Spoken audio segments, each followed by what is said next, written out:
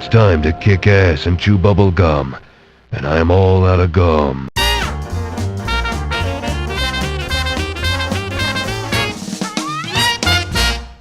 Good day, my pain elementals. I'm Mr. John, and today we're gonna review a game that was a part of my childhood, and that game being Test Drive 6, released on the PS1 in October 31st, 1999 in the US regions, and on June 2000 in the PAL regions. Then after some time, it was released on the PC, Game Boy Color, and Dreamcast on November 1999. The game was developed once again by Pitfall Studios, and this time it was published by Infogrames instead of Accolade, because Infogrames bought Accolade in April 1999, and as a result, Infogrames decided to publish the game in the US regions at the time.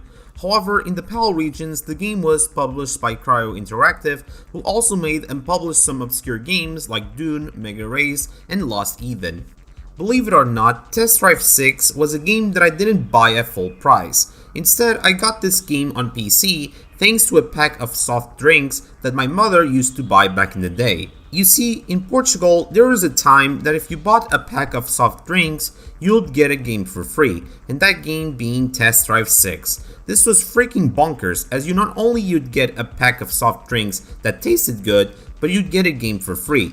This was truly the Chex Quest of its time and place. I remember playing Test Drive 6 when I was a young kid, and I really enjoyed it for what it was. But much later, I remember checking some reviews from this game, and the game received some poor reviews from gaming sites such as GameSpot and IGN. And I was truly curious, could this game truly be that awful? And I played it again, and the game wasn't as bad as people made it out to be, at least for me.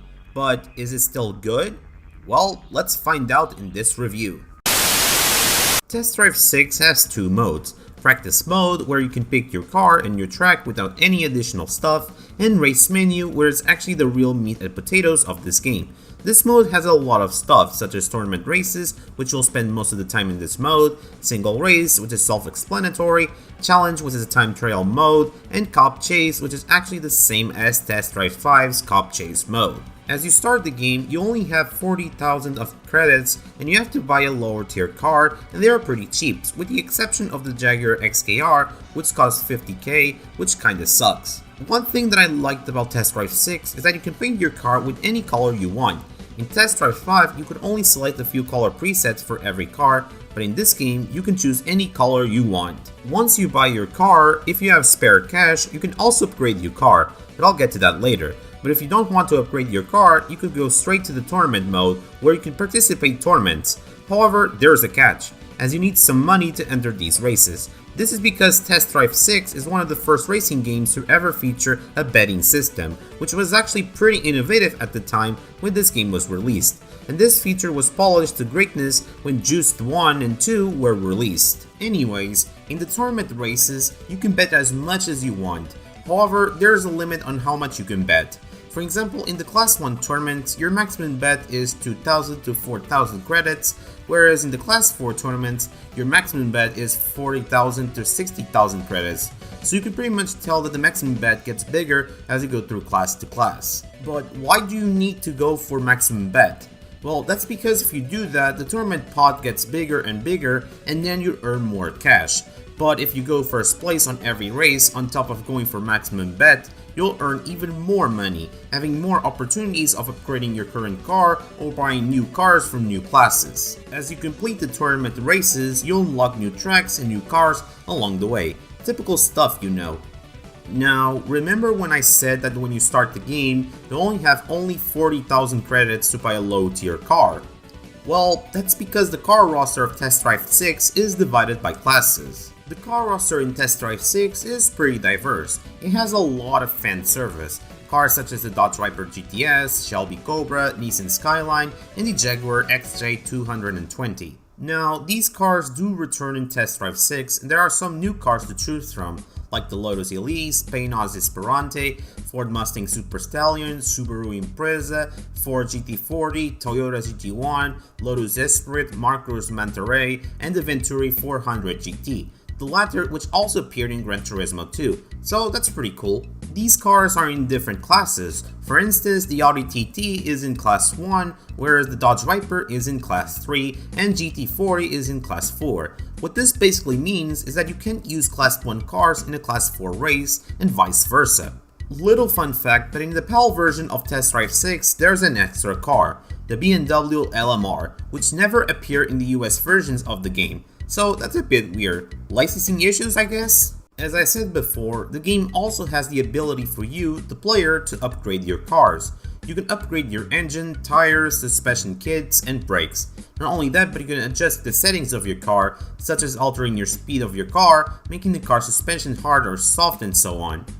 If you have your car fully upgraded, it will have better top speed, acceleration, and it can handle corners pretty quickly, making the races much easier than ever before. Cop Chase mode does make a return in Test Drive 6, and it's more exactly the same thing as in the previous games. However, if you arrest all the hooligans in all of the point-to-point tracks in the game, you'll unlock Stop the Bomber mode, which, as the name implies, you as a cop have to stop the hooligan, but this time around, he will shit bombs at you and you need to dodge its attacks, or you will lose him. Then we have the challenge mode, which is basically just time trial mode, as you need to complete the tracks within the time limit.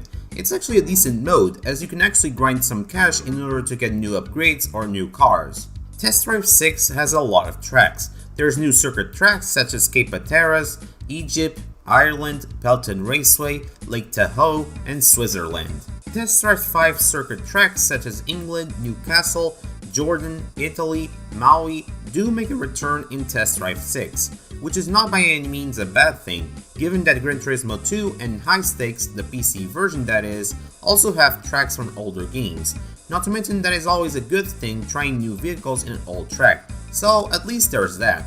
However, the same cannot be said about the point-to-point tracks, as there are no point-to-point tracks from Test Drive 5 that return in Test Drive 6, which is a shame, as the game would have a lot of variety if it had more point-to-point tracks. Instead, the game only has 5 point-to-point tracks, such as London, New York, Hong Kong, Paris, and Rome. The tracks from Test Drive 6 do also have their reverse versions of themselves, allowing the game to have more variety. One complaint that I had with Test Drive 5 was the circuit tracks couldn't be played in reverse mode, which kinda sucks. However, Test Drive 6 fixes that, and that's a good thing. Now, the new tracks from the game, design-wise, are pretty good in their own right, and they are pretty memorable to me when I was a kid. Some tracks like Cape Hatteras have a lot of bumpy roads, which can lead to some hilarious jumps. When it comes to the car physics, they are pretty arcadey and over the top, more than its predecessor. As you go through ramps, the cars jump very high due to the wacky physics of the game. Not to mention that the crashes are still pretty hilarious to watch.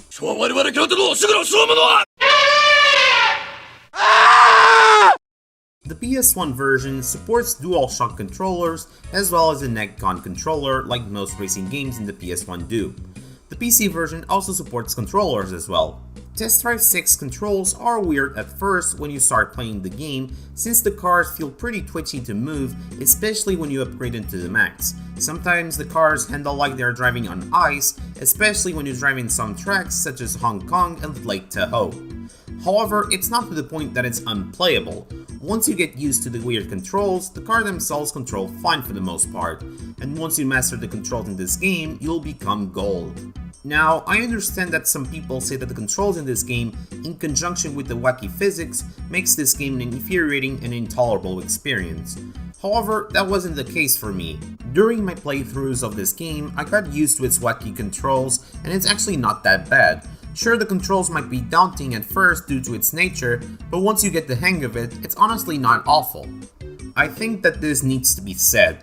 I don't write reviews based on others think about the game, I base reviews of my experiences of the game, and my experiences with Test Drive 6 were not the worst that I've experienced. I actually enjoyed this game a lot for what it is. There wasn't any part that made me frustrated with the game, even the game's wacky controls and physics didn't turn me off. If anything, it made my experience with the game more hilarious than I expected. And my playthroughs of Test Drive 6 are something that I can enjoy and have fun. Look at my skills. That's from the experience of 4,000 years of playing racing games during my lifetime as a pain elemental who enjoys playing video games and then some. With that said, I can understand that some people hate this game due to its wacky physics and controls, but that's fine. If you don't like this game, it's okay. At the end of the day, it's just a matter of opinion. I mean, one man's trash is another man's treasure, am I right? As for the difficulty of this game, it's actually not that hard if you know what you're doing. However, things get much more chaotic as you race in Class 4 tournaments, cars will become much faster, and with its wacky physics on display, you can pretty much see why it's so chaotic. I mean, going 220 miles per hour in conjunction with the traffic, which can fuck you over if you don't pay attention, it can be one of the most chaotic experiences ever seen in a racing game. Thankfully, the opponent's AI is pretty damn awful, and it's pretty easy to see why. They hit the traffic like a stupid donkey, they hit walls for no reason at all. I mean, even Donkey from Shrek would be a better opponent than these jackasses from Test Drive 6. Speaking of traffic, the game also offers two types of traffic, Avoid or Classic. The Classic is pretty much the same thing as in the previous Test Drive games, whereas the Avoid mode pretty much makes the traffic avoiding the player. But you can choose whichever mode you like, so it's up to the preference of the player. Also, the cops also have been improved. Instead of overtaking you, which let's be real, it was very annoying in Test Drive 5, let alone in Test Drive 4. Instead, they go full ham on you, and if they stop you, you'll get arrested. With that said, I still think that this game has some flaws. I've already talked about the lack of Test Drive 5's point-to-point tracks in Test Drive 6, but one of my pet peeves of this game is the lack of bonus cars.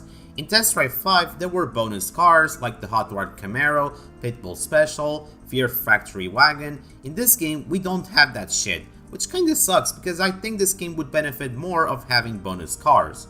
Speaking of cars, these car models look extremely hilariously hideous by 1999 standards. We have games like Gran Turismo 2, Need for Speed High Stakes, and Spyro 2 that look 666% better than Test Drive 6, and I'm not exaggerating about that. Some cars look alright, like the Viper and the Cobra, but some of them, such as the Audi TT and the Skyline, look pretty creepy and hilariously hideous. With that said, these car models have a lot of meme potential to it, so at least there's that, I guess. Nice fucking models! The game also has some collision detection issues. For instance, there are some posts in the London track that you can hit and others you can't.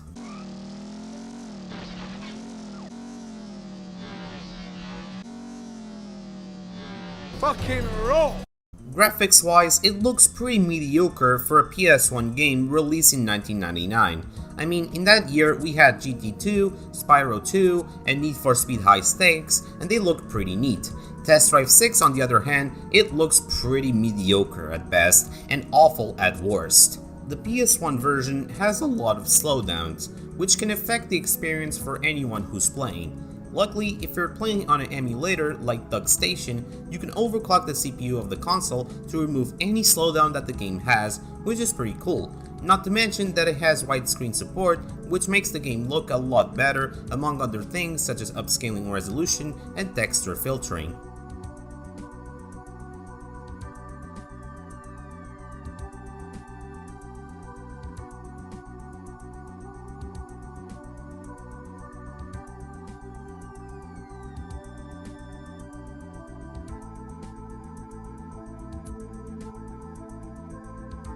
The PC version runs at 60 frames per second, which is excellent for a racing game like this. Sadly, the game lacks widescreen support, therefore the game looks pretty thick when played on a 16:9 monitor. With that said, graphics are what makes a game great, otherwise The Last of Us Part 2 would be the best game ever. While Test Drive 6 graphics are hilariously bad, its gameplay was decent enough to ignore its graphical flaws and then some.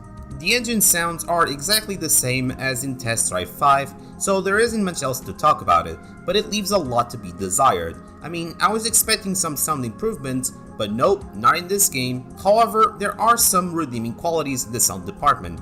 The soundtrack is damn outstanding.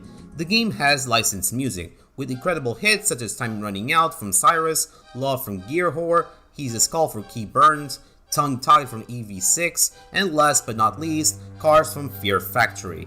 Now, the last one that I mentioned is pretty important, because this one is actually the main theme song of this game. It appears in the intro of the game, as well as there is a music video of the song, which is pretty awesome to see. I mean, Pitbull Syndicate really loved the Fear Factory band, and I can't blame them. I mean, the band has made a lot of excellent songs throughout the years of its lifetime. Sadly, as much as I want to show the music of the game, for the sake of this video, I can't, because YouTube bots could terminate my ass with their copyright strike attack. So I can't do it, sorry. But you can search these songs on YouTube, and it's not that hard to do. I honestly prefer Test Drive 6 soundtrack over Test Drive 5's music. Not to say that Test Drive 5's music is bad, far from it. I just think Test Drive 6 soundtrack is more palatable, but that's my personal opinion. Now, here's the big question that you've all been waiting for. Was Test Drive 6 really that bad? Actually, no, it's not that bad. It's actually pretty decent in its own right. Is it as good as the other racing games like GT2 and High Stakes? Hell no. This game does not belong to the holy racing trinity. However, for what it is, it's actually not a bad game. Sure, it has a lot of flaws, most notably its bad graphics and some design choices like inconsistent collision detection and the lack of bonus cars. The controls are pretty wacky at first due to its ridiculous physics that lead to some hilarious results. But once you get used to the controls and take your time, it's actually not that bad. However, some people might not like this game for its wacky physics, and that's fine. If there's anything that Test Drive 6 taught me, is that not every racing game needs to be a simulation.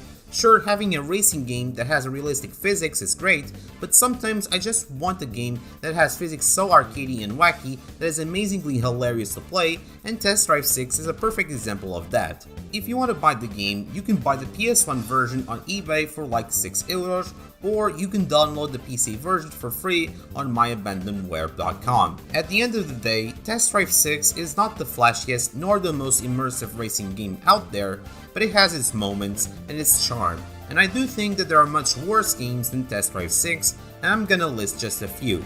Test Drive 4, Roadsters, Tech War, Pimp My Ride, Blood 2, any of the Phoenix games that are scattered around this forsaken planet are infinitely worse than Test Drive 6. Hell, I even dare to say that Test Drive 6 is much better than The Last of Us 2, because Test Drive 6 made me laugh with its wacky physics, whereas The Last of Us 2 gave me nothing but misery and anger, on top of being a third person with stealth elements designed for toddlers and peasants, whereas Test Drive 6 was made for real men who want the real game to play, instead of these shitty third person games with stealth elements. So there it is, guys, here's my review of Test Drive 6. I would like to thank you all for watching. If you liked this video, be sure to press the like button and hit the subscribe button for more content.